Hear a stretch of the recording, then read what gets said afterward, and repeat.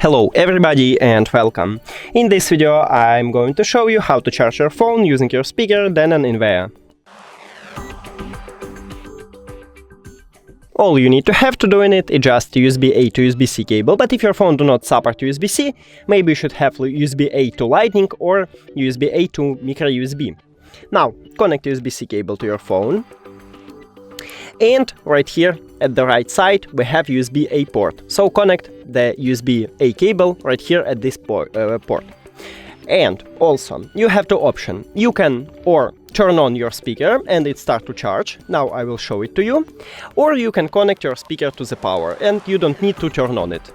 So let's connect USB-A cable.